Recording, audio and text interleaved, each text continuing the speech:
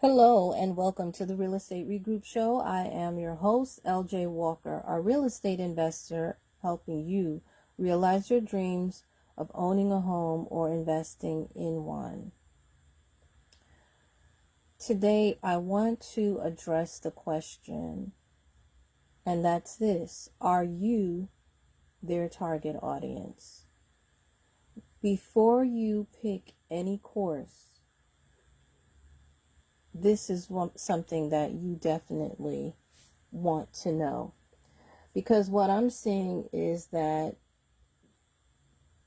people, first of all, they don't even realize that there's more than one real estate strategy.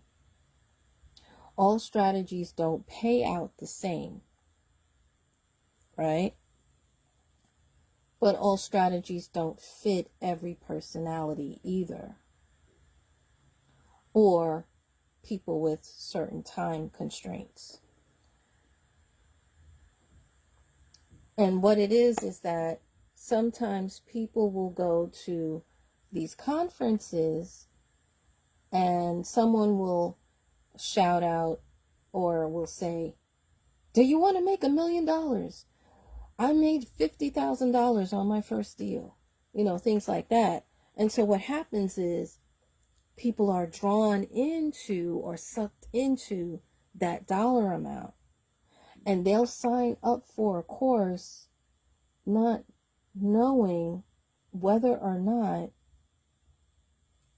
that course is for them.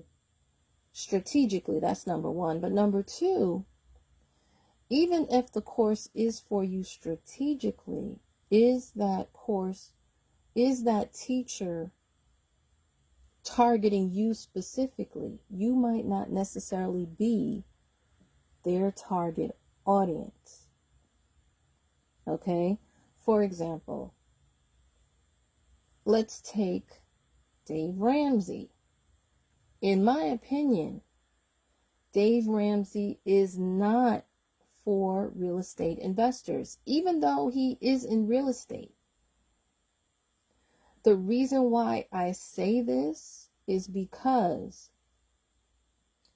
number one, he doesn't believe in debt. He believes in paying a house off completely. There is no way you can do that. The average person can do that who lives in certain states such as California, Illinois, New York. Most people, especially most, and I'm going to say it, minorities, not to be racist or anything, I am a minority myself, but many of us don't have $200,000 in the bank where we can buy a $200,000 home.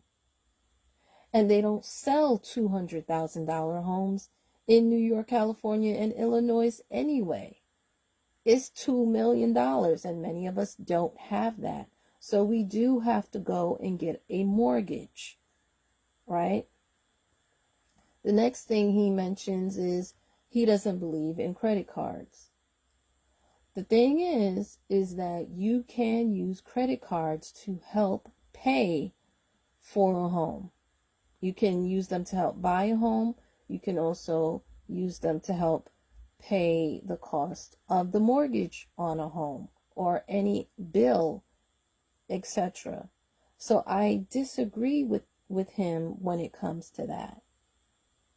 And then he primarily, it seems as though he's more into flipping with cash. Flipping is not for everybody. And you can lose money flipping. All right. So that's one of the reasons why I'm not for Dave Ramsey. And just so that you know, let's do a little backtrack, a little history.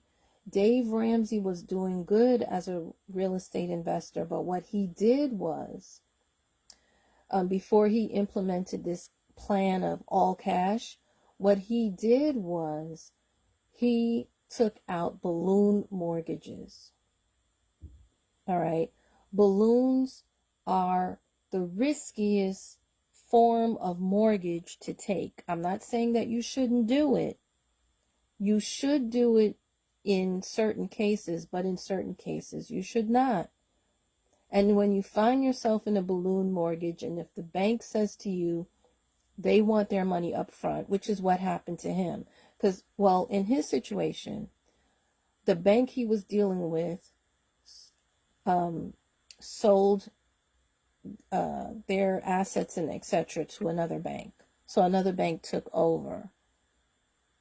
And when that bank took over, they said, hey, we want everything up front right now. So what Dave Ramsey should have done was sell or try to refinance in order to get the money back. If he wasn't able to refinance, then, then the bank would have taken the house. But anyway, that you have to know the history of a person to see, what did they do, where did they go wrong. And I'm sorry, but if you are an experienced real estate investor, I would definitely not have multiple balloon mortgages on multiple houses. I don't feel as though he's being forthright with that, number one. Number two, I believe he lives in the South, Nashville, Tennessee, or somewhere. I know he has like multiple properties, but they're not in New York. So it doesn't apply to me, what he's saying, at all, in no level. So I'm sorry, but Dave Ramsey is just not for me. Now, there might be I know that there are other minorities that listen to him, that have done well, that he has helped. Most of them don't live in New York. Most of them live in a southern state or in some other, somewhere else. Okay. And I kind of feel to a certain extent that he could be showing people other areas, other things to do that are ethical, that would help them move from point A to point B. And if you think you're going to get rich, you might get rich listening to him, but it will definitely take you an extremely, extremely long time to do so. Okay. And not that, to be honest, I'm not really all that into the quick rich schemes anyway, but waiting until you're 65 when you're 20, it's not, you don't have to do that anymore. You can retire earlier if you want to. Just saying. All right. I know Anthony O'Neill, he was working under him, and now Anthony has branched off, if you will. I'm not sure. There are some reports that say he got fired. I don't know about all of that, but I just know that he is not with him anymore. And then now let's move on to a few other people that we have. We have Susie Orman. Right? Now, Susie Orman has helped me a whole lot. I've used much of her advice, and I've been quite successful with what she has given me.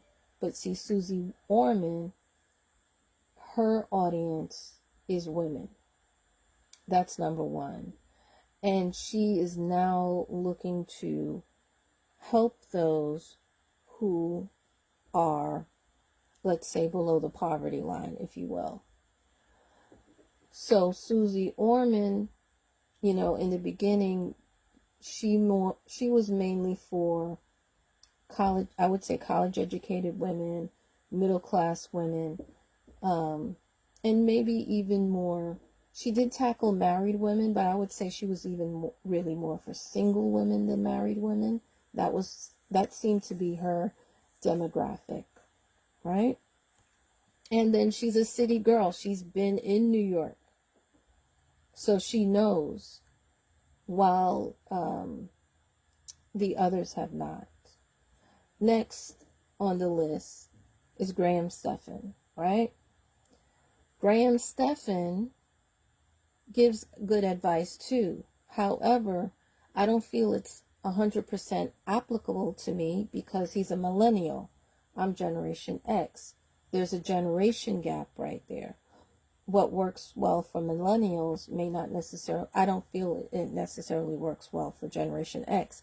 Also, he is a realtor. He got his license. Okay.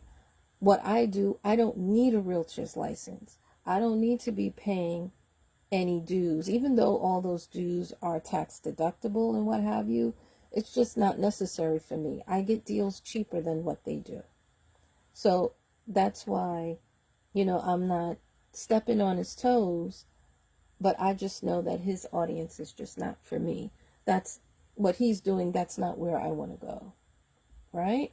So all I'm saying is, guys, is before you run to the back of the room and you start signing up to join any course, find out exactly who their target audience is.